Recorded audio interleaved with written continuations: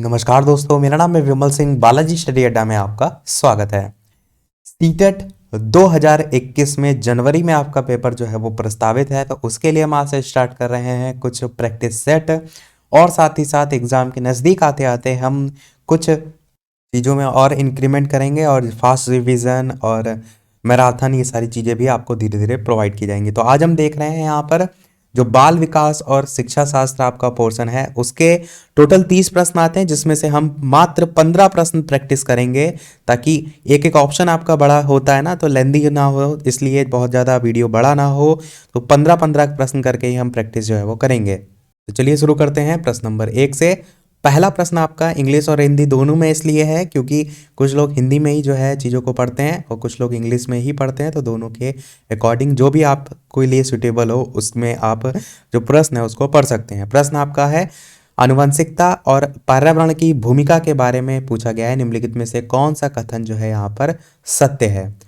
पहला प्रश्न का जो ऑप्शन है वो है, विकास के कुछ पहलू आनुवांशिकता और कुछ अन्य जो है वो पर्यावरण से अधिक प्रभावित होते हैं, ये कथन सही है।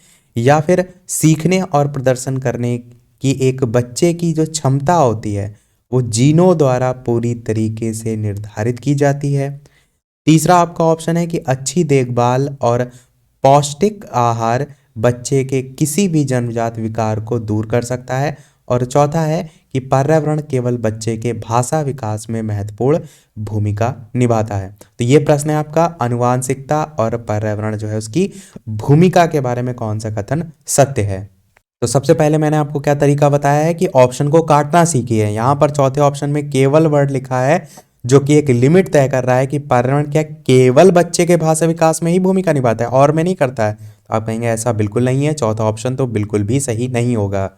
अन्य ऑप्शन को यदि आप देखें तो तीसरा कह रहा है कि अच्छी देखभाल और पौष्टिक आहार बच्चे के किसी भी जन्मजात विकार को दूर कर सकता है, तो ऐसा नहीं है। सभी जन्मजात विकार जो है अच्छी देखभाल और पौष्टिक आहार से ही दूर नहीं होते, अन्य की भी आवश्यकता पड़ती है। दूसरा कह रहा है कि सीखने और प्रदर्शन करने की एक बच्चे की जो क्षमता होती है वो जीनों द्वारा पूरी तरीके से निर्धारित की जाती है, तो ऐसा भी नहीं है, अन्य कारक भी होते हैं। तो एक ऑप्शन बचा पहला, यही आपका सही होगा कि विकास के जो कुछ पहलू हैं वो आनुवांशिकता और कुछ अन्य जो है वो पर्यावरण से अधिक प्रभावित होते हैं, यानी कि दोनों का मिला जुला रूप होता है आनुवांशिकता और पर्यावरण की भूमिका के बारे में। ये कथन आपका बिल्कुल सही हो जाएगा। अगला प्रश्न देखते हैं आपका दूसरा, निम्नलिखित में से कौन सा कथन जो है आपका पियाजे के सिद्धांत के अनुसार कहा नहीं जा सकता? ये आपसे पूछा गया है कि कौन सा इसमें नहीं जो है वो सही होगा। चार ऑप्शन है। पहला कह रहा है कि विकास गुणात्मक चरणों में होता है। दूसरा कह रहा है कि बच्चे अपनी दुनिया के बारे में ज्ञान का निर्माण और उपयोग करते हैं। तीसरा कह रहा है कि निरंतर अभ्यास से अधिगम होता है। और चौथा कह रहा है कि बच्चे अपने पर्यावरण पर क्रिया करते हैं। तो बताना है आपको इन चारों ऑप्शन में कौन सा सही होगा। तो चलिए बात करते हैं फिर आंसर की। तो ऑप्शन 1 2 3 4 में से आपका ऑप्शन चौथा वाला बिल्कुल सही होगा। चौथा वाला ना कहकर आप ऑप्शन कौन सा यहाँ पर जाएंगे? तीसरा वाला। हाँ, तीसरा वाला होगा कि निरंतर अभ्यास से अधिगम होता है। Learning takes place through constant practice. ये वाला आपका सिद्धांत किसके सिद्धांत? पियाजे के सिद्धांत के अनुसार कहा नहीं जा सकता। क्यों? क्योंकि ये थांडाइक जो है उनके द्वारा जो है कहा गया था, इसीलिए तीसरा वाला आपका ऑप्शन सही होगा। तीसरा प्रश्न देखते हैं, निम्नलिखित में से कौन सी पूर्व संक्रियात्मक विचार की एक जो सीमा है वो नहीं है? चार ऑप्शन है। ध्यान केंद्रित जो है वो करने की प्रवृत्ति, प्रतीकात्मक विचार का विकास।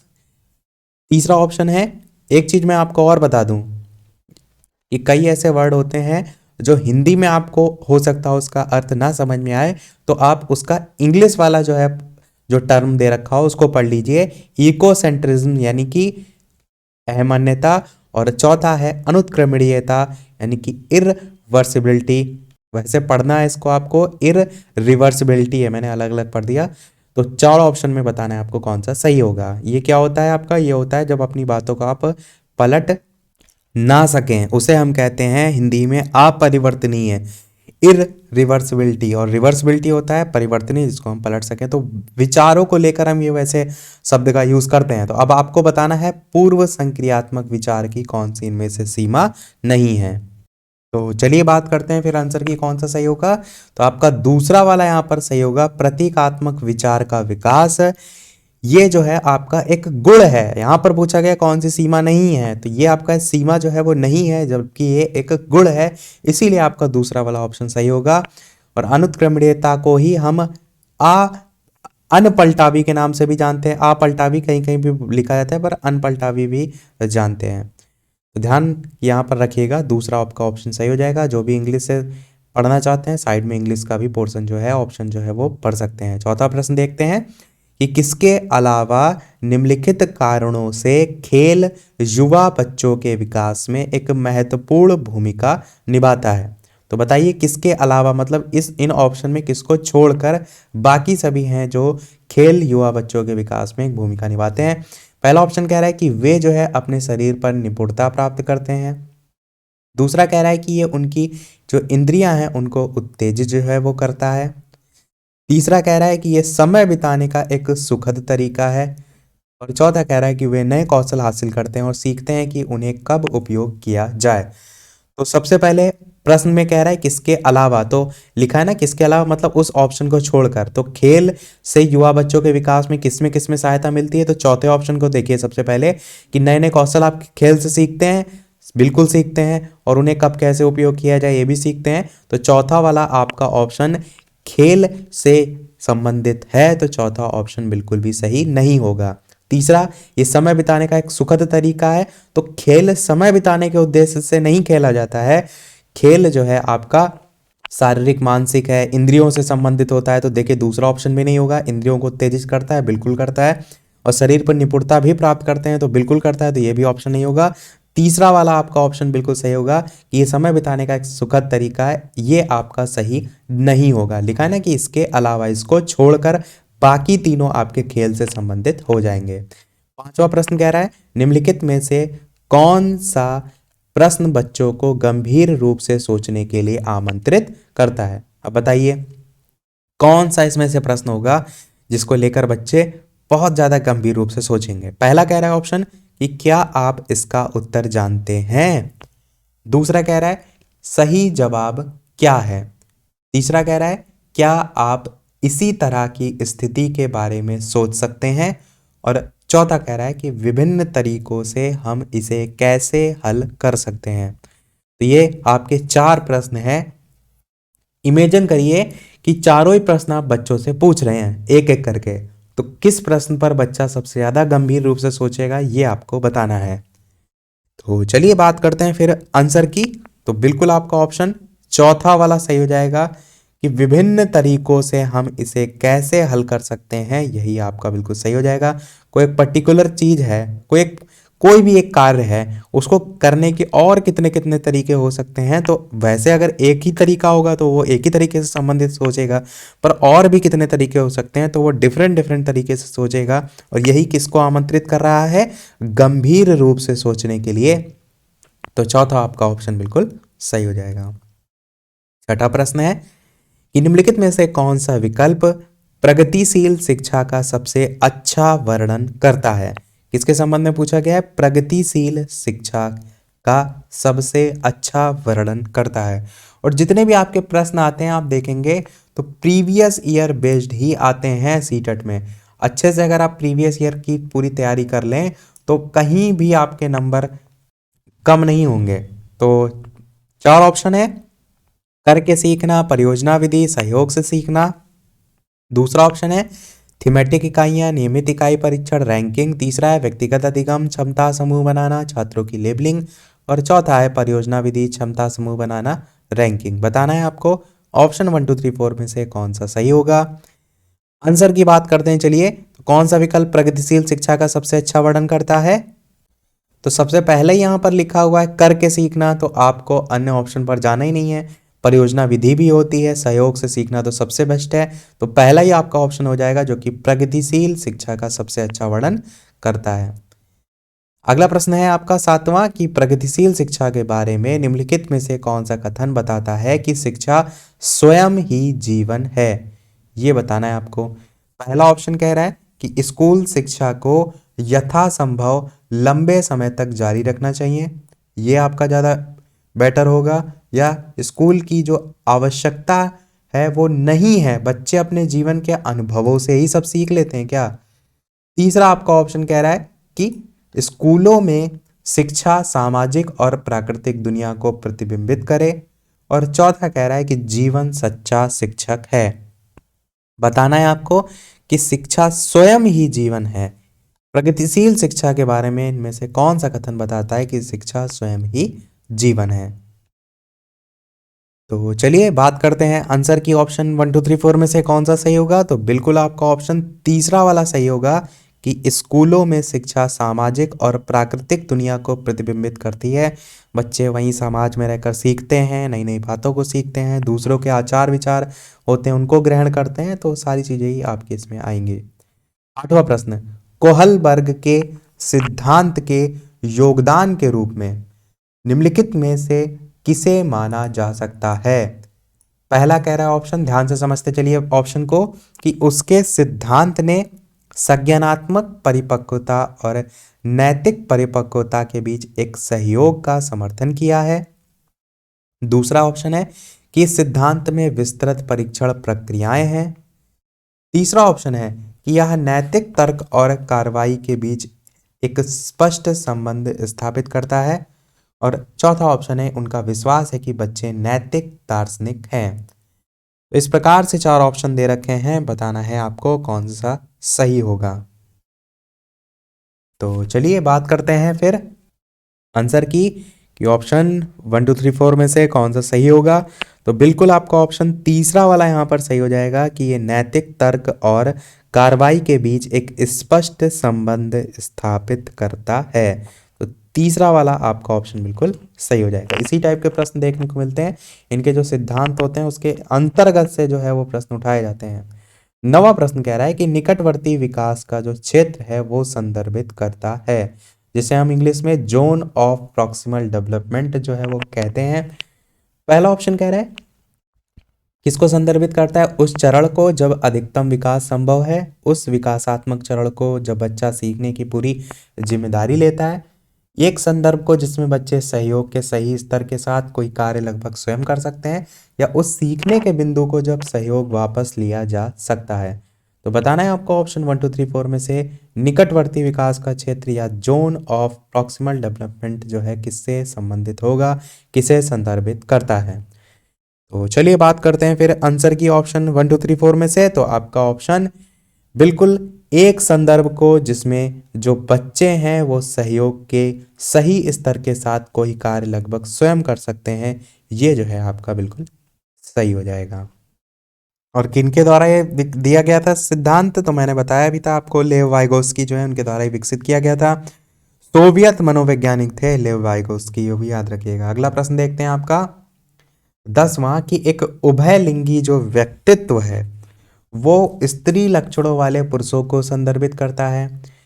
उसमें आमतौर पर माने गए मर्दाना और स्त्री गुण जो है उनका समायोजन होता है उभयलिंगी व्यक्तित्व में, या इसमें दृढ़ और अहंकारी होने की आदत है, या इसमें समाज में प्रचलित जो रूढ़िवादी लिंग भूमिकाएं हैं उनका पालन करता है। तो एक उभयलिंगी व्यक्तित्व के संदर्भ में पूछा गया है। प्रश्न 2018 में बाल विकास के अच्छे खासे लेवल के पूछे गए हैं। आंसर की बात करते हैं ऑप्शन 1 2 3 4 में से। तो आपका दूसरा वाला ऑप्शन सही हो जाएगा कि इसमें आमतौर पर माने गए पुरुष और मर्दाना और स्त्री गुण जो हैं इनका समायोजन होता है, उसे हम कहते हैं उभय लिंगी व्यक्तित्व। एंड्रोजीनियस पर्सनालिटी हम इंग्लिश में इसे कहते हैं।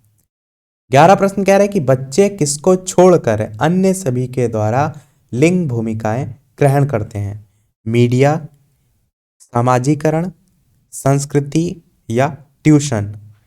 4 ऑप्शन है, बताना है आपको कौन सा सही होगा। तो बात करते हैं चलिए फिर आंसर की। ऑप्शन 1 2 3 4 में से कौन सा सही होगा। तो बच्चे किसको छोड़कर, तो आप क्या कहेंगे, ट्यूशन जो है इसको छोड़कर बाकी सभी के द्वारा लिंग भूमिकाएं ग्रहण करता है, चाहे वो मीडिया हो, चाहे वो सामाजिकरण हो, चाहे वो संस्कृति हो।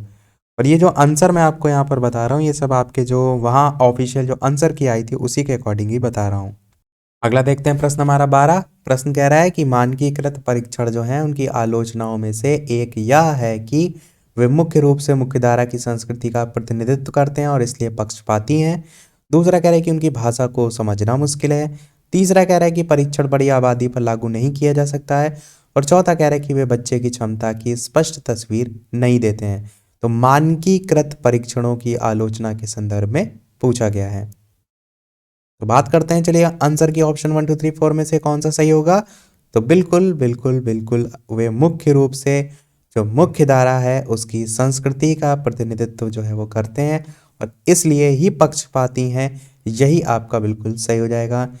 इसके संदर्भ में मानकीकृत जो परीक्षण है, स्टैंडर्डाइज्ड टेस्ट आप जो है इसे कहेंगे। अगला प्रश्न 13 कह रहा है कि एकाधिक बुद्धिमानी का सिद्धांत कहता है कि बुद्धि तेजी से बढ़ाई जा सकती है, या बुद्धि कई प्रकार की हो सकती है, या फिर पेपर पेंसिल परीक्षण सहायक नहीं है, या प्रभावी अध्यापन जो है उसके द्वारा बुद्धि बढ़ाई जा सकती है। The theory of multiple intelligence says that, इसके संदर्भ में पूछा गया है। बात करते हैं आंसर की ऑप्शन 1 2 3 4 में से। तो बुद्धि कई प्रकार की हो सकती है, आपका दूसरा वाला आप ऑप्शन जो है वो बिल्कुल सही हो जाएगा। इसी को तो हम कहते हैं मल्टीपल इंटेलिजेंस। अगला प्रश्न 14 देखते हैं कि शिक्षक सीखने के लिए मूल्यांकन और सीखने के मूल्यांकन दोनों का उपयोग कर सकते हैं।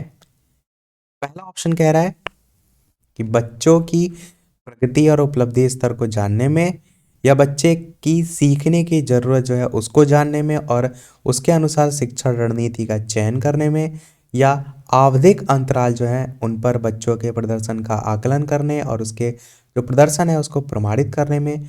और चौथा कह रहा है कि बच्चों की प्रगति की निगरानी करने और उनके सीखने के अंतराल को भरने के लिए उचित लक्ष्य निर्धारित करने में।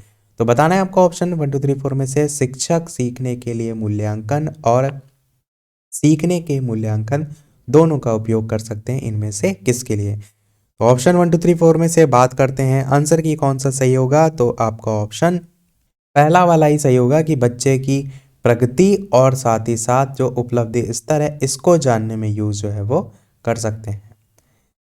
अगला देखते हैं प्रश्न आपका, और इस वीडियो का लास्ट प्रश्न 15, क्योंकि मैंने टोटल कहा था 15 ही प्रश्न हम देखेंगे, क्योंकि वीडियो भी ज़्यादा लेंदी ना हो और प्रश्न के सभी ऑप्शन भी हम पढ़ते हैं। तो 15-17 मिनट जो है आपका रहेगा और धीरे धीरे हम इन प्रश्नों को बढ़ाएंगे और अलग अलग जो सब्जेक्ट हैं उन सभी की भी हम प्रैक्टिस करेंगे।